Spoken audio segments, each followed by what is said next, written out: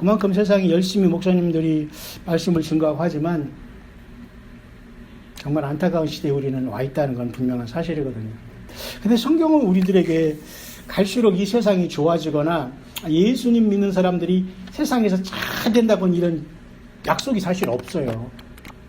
결국 이제 설교가 이제 그렇게 오늘 말씀도 결론이면서 이제 본론을 말씀드려야 되겠는데, 성도의 권세가 다 깨진다고 해요.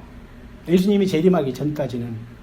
오히려 성도들이 막 힘을 내가지고 막 그냥 안 믿는 사람한테 그냥 예수 믿어하면 그냥 깜짝 놀라가지고 예 하고 따라오고 이런 시대가 될 줄 같은데 전혀 아닌 거예요. 반대 세상이 오는 거예요. 오히려 예수님 안 믿는 사람들이 우리를 이겨버리고 말이죠.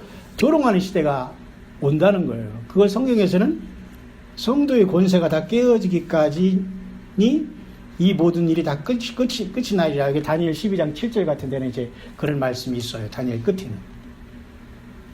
한때와 두때와 반때를 지난다는 그 말 하거든요. 그 한때와 두때 반때는 사실은 3년 반을 얘기해요.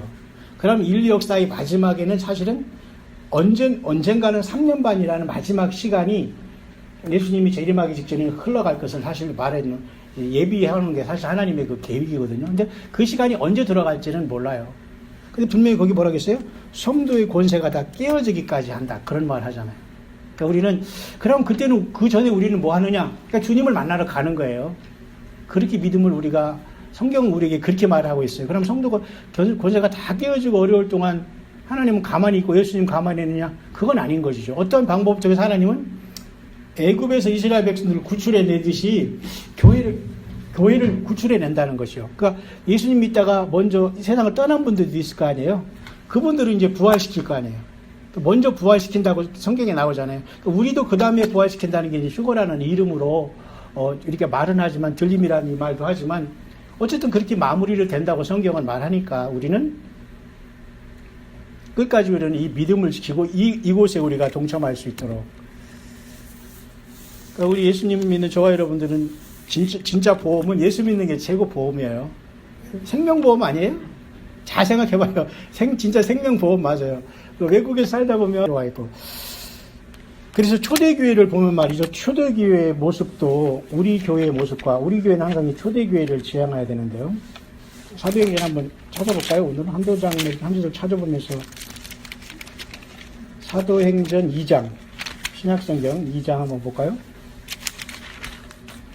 그런 소망이 넘치지 않으면 사실 교회의 영적인 불이 꺼진 것입니다. 그러니까 우리는 저도 이런 힘을 많이 받아요. 그래서 예수님도 성령이 너에게 임하시면 예루살렘과 유대와 사마리아 땅까지 내 증인이 되라고 했잖아요. 예루살렘은 가장 가까운 곳, 그죠? 내 가정에서 증인. 저도 이제 그런 것에 말씀을 비춰보면 이제 그래서 목사가 돼서 설교를 하고 외국 선교를 하고 다시 돌아왔지만 또 지금 제가 이제 이 교회 사역을 하면서 저는 밖에서 광야의술이라는 외적인 사역을 하거든요. 그러니까 그 메시지는 또 여기랑은 같지만 조금 더 강할 수가 있어요. 왜냐하면 여러 사람이 다 접속하기 때문에 여러분들이 그걸 이해하고 들으실 분만 들으면 괜찮아요. 그죠?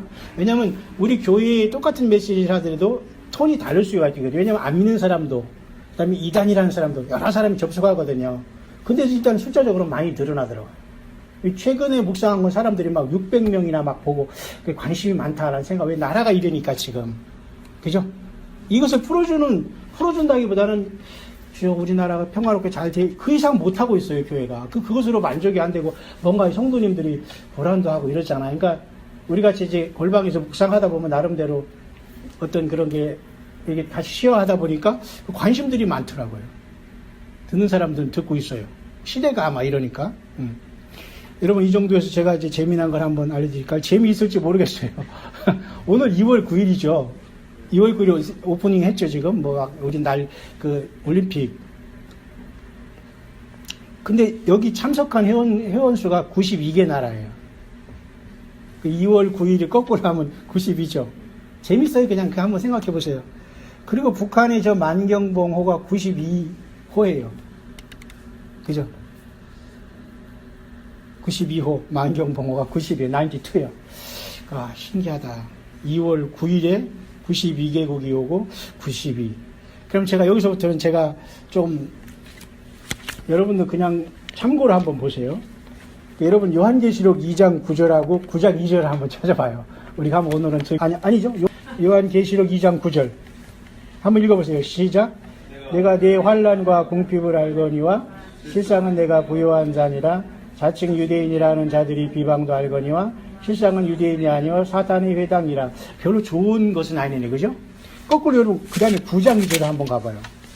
오늘 저기 앉아있으면 찬양기름에서 내가 찾아봤는데 오늘 2월 9일 92개 어떤 의미가 있을까? 한번 읽어봐요. 시작.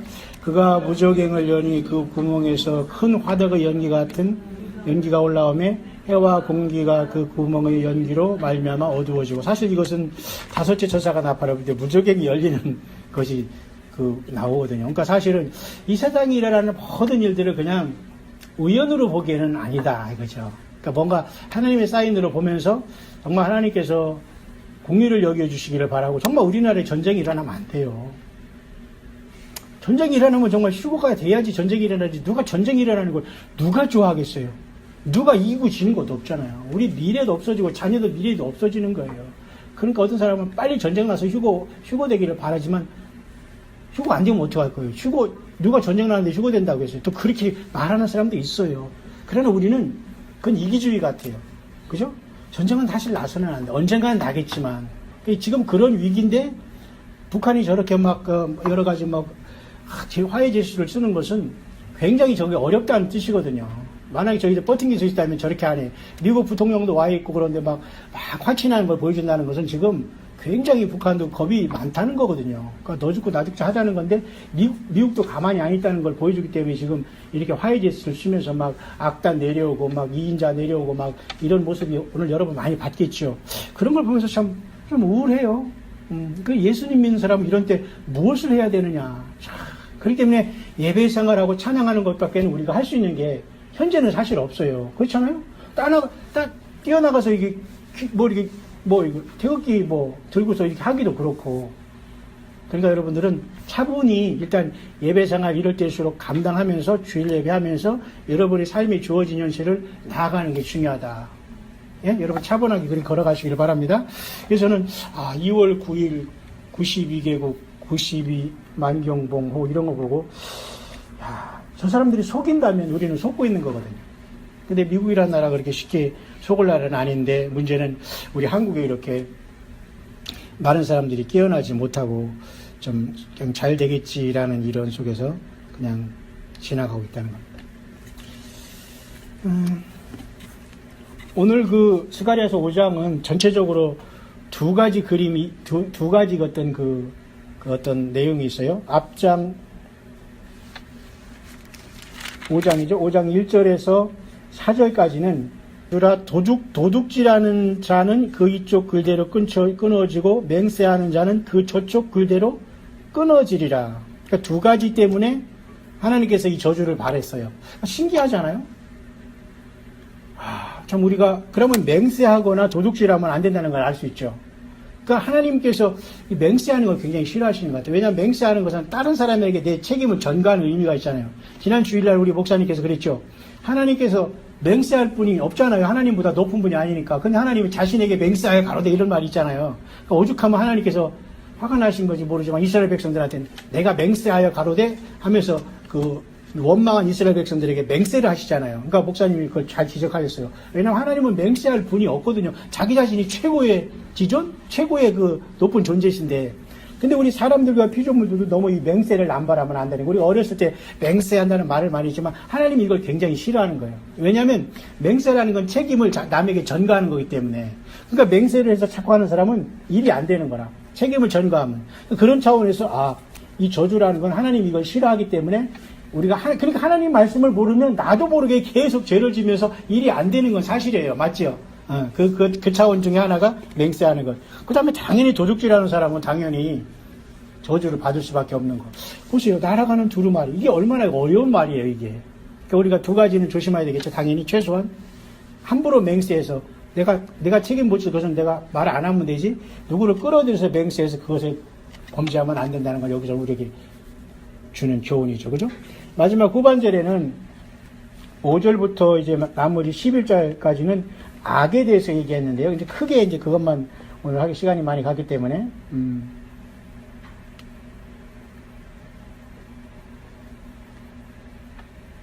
8절 한번 같이 한 절만 읽어볼게요. 하시는 것을 들어본 적이 없어요. 이렇게 성경에 무한한 많은 이 말씀과 메시지가 기록되어 있는데, 정말 우리는 너무 성경을 안 가르쳐주고 또 안 보는 거예요. 또 봐도 잘 모르고. 근데 이 내용은 사실 악에 대한 이 문제인데, 이 문제가 이거 굉장히 어려운 거예요. 그러니까 악은 결국은 사탄 마귀로부터 시작했죠. 쉽게 말하면 루시퍼가 지가 하나님처럼 될 때부터 악이 시작하고, 그 악한 루시퍼가 천국에서 쫓겨났어요. 그 뒤로 그 다음에 나타난 곳이 어디예요? 에덴 동산에 들어온 거예요. 하나님이 그걸 허락하신 것 같아요. 악을 갖고 에덴 동산에 들어온 거야.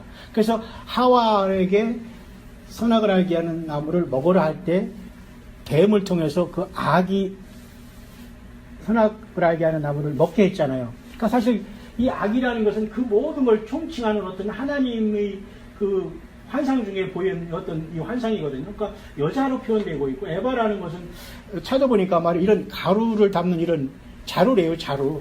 이런 자루래요. 그 자루 속에 에바라는 건 그 가루를 넣는 그 에바인데, 그 자루 속에 넣고 아구라는 여기 위에 요 구멍을 나무로 다 꼭 막은 상태에서 여기 자루 속에다가 여자를 집어넣는데, 악이 여자로 표현되어 있어요. 신기하죠? 그런 다음에 이제 나중에 이 두 여인이 또 나오는데, 이건 또 천사로 상징할 수 있고, 그래서 이걸 들어가지고 오늘 마지막 절에 보니까 11절 가지고 한번 같이 다 읽어볼까요? 시작. 그가 내게 이르되 그들이 신할 땅으로 가서 그것을 위하여 집을 지으려 함이니라. 준공되면 그것이 제 처소에 머물게 되. 자, 신할 땅이라는 것은 어디냐면 바벨탑이 건축된 그 지역이래요. 신할 땅은. 이해가죠? 그러니까 니무롯이 바벨탑을 건축해서 하나님을 거절한 그 바벨탑을 거절한 곳이 신할 땅이거든요. 그러니까 오늘날 영적으로는 요한계시록 18장에 또 뭐가 있냐면 큰 이 바벨론이 또 생겨요. 요한계시록 18장에. 똑같이 지금 이 세상도 하나님을 떠난 이 문화와 문명이 바벨탑에 형성되어 있어요. 무슨 말인가 하죠. 그러니까 악이라는 것은 결국 사탄 마귀가 그런 세상의 문명을 결국 세워서 신할 땅에 세우고 제 처소에 머물게 되지만, 결국은 주님이 재림하심으로 이제 이 악이 제거되고 이제 예수님의 나라가 온다라고 볼 수가 있는데, 그러니까 이 악은 여자로 표현된 게 참 희한하더라고요. 그럼 자, 여러분, 이게 너무도 어려운 거예요. 요한계시록 17장으로 한번 가봐요. 오늘 제 말씀을 마치면서 17장에 여러분 음녀가 나와요. 음녀라는 것은 결국 하나님과 예수님을 거절하고 세상에서 세상 멋대로 사는 모든 이 땅의 모든 사람들을 그 표현하는 게 음녀로 표현해요. 그러니까 요한계시록 17장에 보면은 17장 전체가 사실은 그 음녀가 받을 그 심판에 대해서 말씀해 주고 있거든요. 근데 14는 여기도 참 좋은 뜻이에요. 14만 4천의 택한 백성의 손데, 묘하게 거기도 14절 보면, 자, 여러분 찾았어요? 한번 읽어볼까요, 그럼? 시작. 그들이 어린 양과 더불어 싸우려니와 어린 양은 만주의 주시요 만왕의 왕이심으로 그들을 이기실 터이요. 또 그와 함께 있는 자들 곧 부르심을 받고 택하심을 받은 진실한 자들도 이기리로다. 그러니까 계시록 끝에는 세상 끝에를 얘기하는데, 음녀라는 것은 예수 그리스도 외에 구세주를 버린 세상의 모든 종교를 사실 상징하는 거거든요. 악의 근원이 여기도 여자로 표현됐지만, 아까도 사실은 이 악이 여자로 표현된 게 좀 희한해요. 이런 것은 정답은 없어요. 그러나 성경을 볼 때 이런 것들은 참 많이 고민이 돼야 되는 문제거든요. 그런데 부르심을 받고 택하심을 받고 진실한 자들이 바로 교회거든요. 우리예요. 그러니까 세상에서 일단 부르심을 받았어요. 부르심을 받고 택하심을 받았어요. 그 다음에 우리가 할 수 있는 일은 뭘 하겠어요? 진실하면 되는 거예요. 우리는 하나님께서 부르심을 받고 택하심을 주신 것은 하나님이 하시고 예수님이 하셔서 십자가의 보혈로. 그래서 교회가 되고 세례를 받고 이렇게 남과는 좀 다른 예수님 믿음을 가는 이 길인데, 이길 수 있는 비결은 끝까지 진실하는 사람 이긴다라고 해야 되잖아요. 누구를 이겨요? 음녀는. 음녀는 악이거든요. 거사님 악. 사실 이런 악이 세상에 퍼져 있고, 저 악이 사탄 마귀 용이 쓰는 악이라고 볼 수 있죠. 자, 이렇게 하면 여러분들 결코 클리어하게 어떤 것이 나오지는 않지만, 너무 쉬운 설교만 들어보고 했기 때문에 이게, 그래서 이제 이 악에 대한 문제는 주님께서 재림하심으로 이제 그리고 성경 전체를 통해서 이 시대를 바라보면서 예수님을 기다리는 교회다. 우리 한 번 더, 하나를 더 찾아볼게요. 어차피 아까 숫자를 제가 얘기했는데요. 이것이 여러분에게 재미있을지 무서울지는 모르겠는데요. 마태복음 5장을 한번 찾아볼까요? 5장. 신약성경 마태복음 5장 29, 30절. 마태복음. 여러분들이 조금 이렇게 이렇게 느끼면 좋겠어요. 내 오른 눈이 너를 실족하게 하거든 떼어버리라. 그 다음에 30절. 또한 만일 내 오른손이 너를 실족하게 하거든 찍어버리라. 내 백체 중 하나가 없어지고 온몸이 지옥에 던져지지 않는 것이 유익하니라. 거기 뭐라겠어요?